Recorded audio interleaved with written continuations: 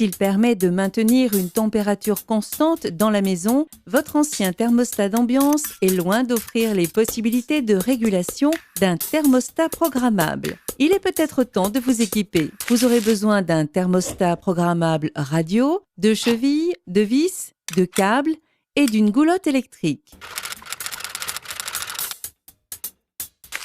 Munissez-vous d'un mètre, d'un crayon, d'un niveau à bulles, d'une perceuse à percussion et d'un tournevis.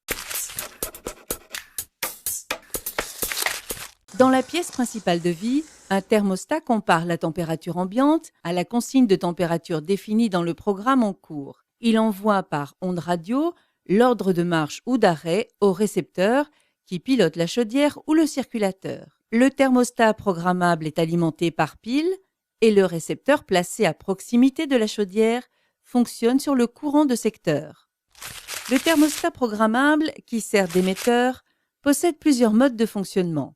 Le mode confort maintient une température agréable en votre présence. Le mode éco permet de la diminuer de 3 ou 4 degrés lors d'absence dans la journée ou pendant la nuit. Le mode hors-gel maintient le logement à 7 degrés lors d'une absence prolongée comme les vacances. Le récepteur agit un peu comme un interrupteur qui actionne la mise en route de la chaudière ou l'arrête sur ordre du thermostat. Repérez l'emplacement de l'émetteur. Il doit être installé sur un mur donnant à l'intérieur à 1,50 m du sol, dans un endroit accessible et éloigné d'au moins 1 mètre d'une source de chaleur ou de froid.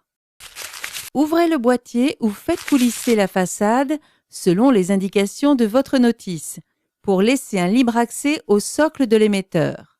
Marquez les points de fixation, percez les trous, puis chevillez au mur.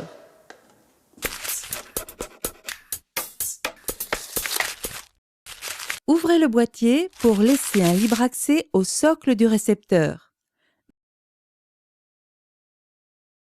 Marquez les points de fixation, percez les trous, puis enfoncez les chevilles dans le mur. Avant toute intervention sur votre installation électrique, coupez l'alimentation générale de l'habitation. Faites passer les fils de l'alimentation électrique et du thermostat par les ouvertures prévues dans le boîtier. Raccordez le récepteur au secteur avec des conducteurs de 1,5 mm², puis connectez les conducteurs allant à la chaudière et fixez le boîtier sur le mur. Si vous remplacez un ancien thermostat d'ambiance connecté à votre chaudière, il suffit de retirer les anciens conducteurs pour les remplacer par ceux de votre récepteur de thermostat programmable.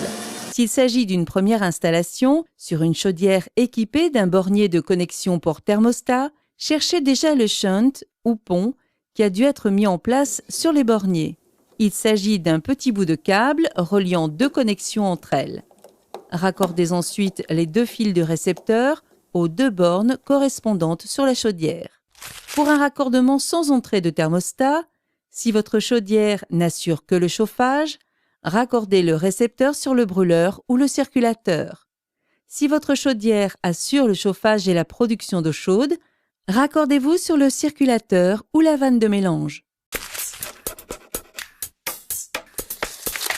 Côté récepteur, après raccordement, appuyez sur son bouton de mise en route jusqu'à ce que le voyant vert clignote. Côté émetteur, insérez les piles dans leur logement, replacez le couvercle, puis suivez la procédure de votre notice pour la reconnaissance codée entre émetteur et récepteur.